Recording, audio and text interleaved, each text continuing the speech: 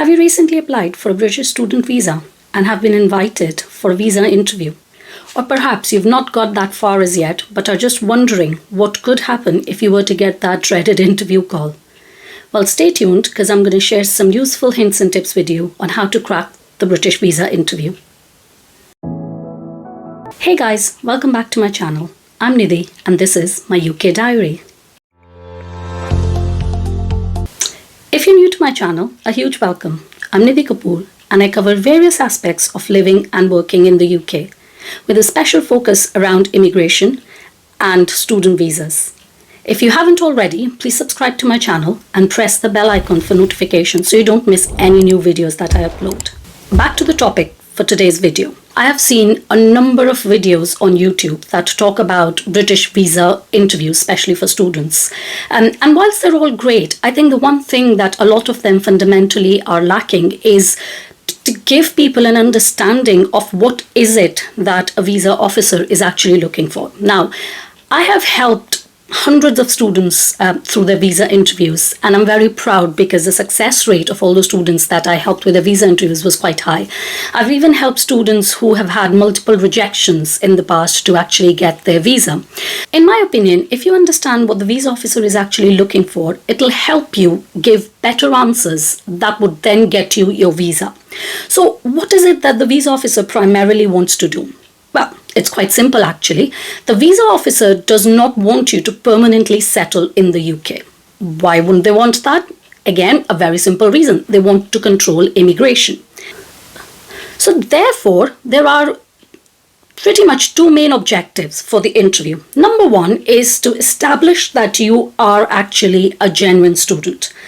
Or in other words, you want to go to the UK for studies and studies alone and not with an intent of actually settling in the country. So that's number one.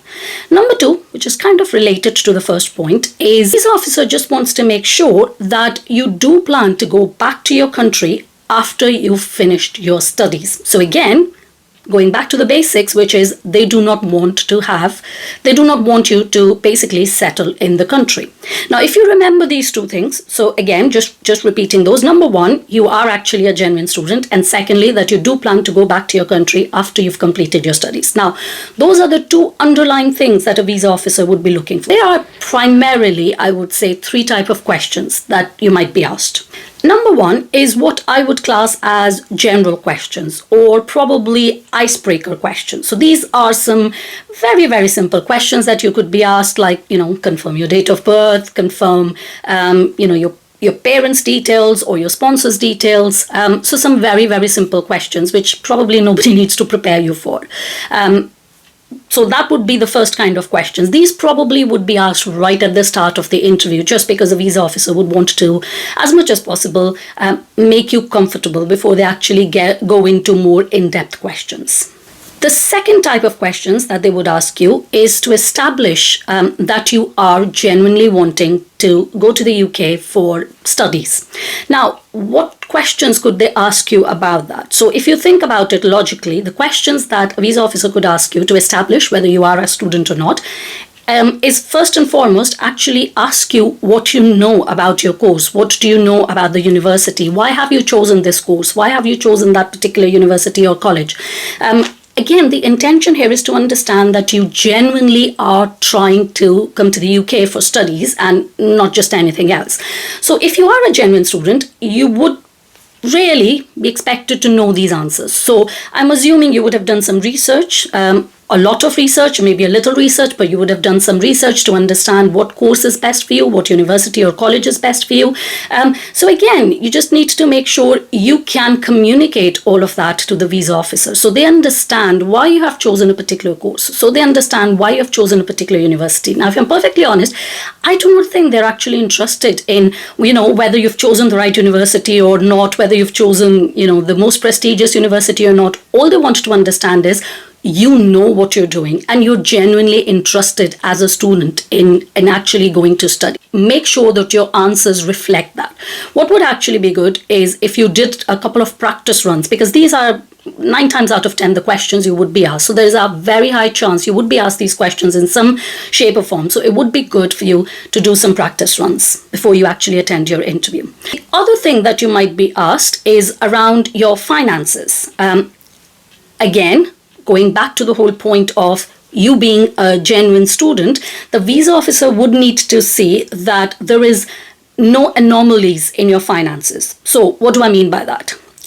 If, say, for example, whether it's yourself, whether it's your parents, guardians, sponsor, whoever, if you are submitting the bank statements, the visa officer would need to see that the funds in your account or in your sponsor's account, if that's the case, have been there for a period of time. What they don't really want to see is a lot of transactions just literally a month before you have applied for your student visa. So some of these transactions might be actually absolutely genuine, and they might be a week or 2 weeks before you go for your visa interview. Just to give you an example, if you've applied for a student loan and you have got that in the account, it might not have been in your account for a very long time. And that's absolutely fine because there's a genuine reason for that. However, if the visa officer is going through your sponsor's bank statements and they can see the statements are absolutely fine, they're absolutely clean up to a certain period of time, and then all of a sudden a few months, maybe 2 or 3 months prior to you applying for the visa, there's a lot of movement in the bank statements and those movements are not making sense, and there's a lot of cash deposits, cash withdrawals. If it's not making sense to you, so what I would advise is look at the statements you have submitted as a part of your visa application. Look at them yourself, but look at them as a third person.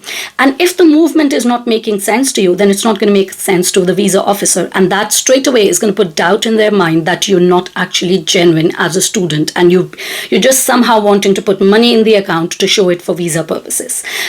So again, just make sure if there are any anomalies like that in the bank statement, whether it's your statement, your parents, your sponsor's statements, make sure you have got a valid explanation for all of those movements if you're asked the question. Final kind of questions is what I would broadly categorize as under the heading of your intention to leave the UK after completion of your studies. So basically, what's the visa officer trying to do here? Quite simply, they're just trying to make sure that they can convince themselves that you would be going back to your country after you have completed your education. This could actually be a bit tricky because sometimes I think people can try too hard to convince a visa officer to the point where they just become very unconvincing. What I mean by that is, for example, right now there is a post-study visa option available. So you can get visa for a certain period of time after you've completed your studies, and you can look for a job, a full-time job in the UK after the completion of your studies. Now, if the visa officer, for example, asks you, so would you look for a job if after the completion of your studies? And you think, well, I don't actually want to tell the visa officer that I will be looking for a job because they might think I would want to just stay in the country, and you end up saying, well, no, absolutely not, I'm not going to look for a job because I'm going to come back straight to my country. That might not be that convincing an answer. So just try and be honest, and as long as your intent is that you eventually, or as long as you can convince them that eventually you do want to go back to your country. So if I was asked that question, an good answer in that case might actually be, I would try and stay there for an extra year or two on my post-study work visa, just so I can get some international experience before I come back to my country. Because I also do think that would give me a better edge over other people when I go back to my country and apply for a job. There is absolutely nothing wrong in saying that. Whatever you're saying, just be very mindful. Can the visa officer, because they don't actually know you, they only know you based on the paperwork that's in front of them and based on what you're actually telling them. So just be very mindful. The story that you're giving them, would you actually believe it yourself if you were in their position? A couple of other tips to have a successful visa interview. first and foremost, is be honest. I think a lot of times people feel under a lot of pressure and they start making stories and they start actually, writing down all the questions and writing down all the answers and trying and memorizing them. I'm not against any of that. If that works for you, please go ahead and do that. But the first thing you need to do is be yourself and be absolutely honest. A lot of times, and this is a very, very important thing for you to remember, a lot of times, in fact, I would say a vast majority of time, a visa officer can see straight through you. This is what they do for a living, guys. They interview people day in, day out. They interview multiple number of people every single day. So don't try and, cook up lies, or don't try and camouflage the truth, because they will most likely be able to see through that, and that will never go in your favor. So just be honest, just be upfront about things. The other quite important tip I would give you is be ready for some explanations. If there are some anomalies, now it could be things like you have got a big gap in your education. So perhaps your last qualification that you gained was 10 years ago, and now you're going and want to continue or want to gain this qualification after 10 years. That's a big gap. There is nothing wrong with that gap, but there's a good chance that you'll be asked questions around why you waited 10 years. So just make sure before you actually go for your interview, you have got that answer prepared in your head. So you can, so when you're asked that question, you can give them a good explanation, a convincing explanation. Other things, as I've mentioned before in this video, other things that could be brought up in your interview is if you have got certain things around finance in your in the paperwork that you have submitted. Now, it could well be something that's very, very genuine, but the visa officer would not know that. So if you're asked that question, just make sure, again, you've looked through all the details you've submitted, and if you think there are certain things that the visa officer could pick on, just make sure you've got those answers ready. The final and the best tip I can give you to help clear your visa interview is actually to stay calm and to stay very positive before your interview. I've seen a lot of students in the past get very worried just before their interview. And even though there was absolutely nothing wrong with their paperwork, when they actually approached the visa officer, they just completely messed up things because they were so worried that they got their answers wrong. So the best thing to do is, it probably sounds very simple, and it probably is one of the most difficult things to do if you know you're preparing for an interview and if you know you're going for an interview soon. But actually sit down, relax just for a couple of minutes, take some deep breaths, and just give yourself time to calm down before you actually go and attend the interview. Remember, it's just a visa interview, and all the visa officers trying to do is their job, which is to make sure they are giving visa to the right people. And who are these right people? People who are genuine and people who do not want to illegally stay in the country. And all you have to do is just prove that you're not that person. And that's it. That is really it, guys. Hopefully, you've liked this video. If you did, please give it a thumbs up. And if you haven't already, please consider subscribing to my channel so you don't miss any future videos. Until my next video, take care. Bye-bye.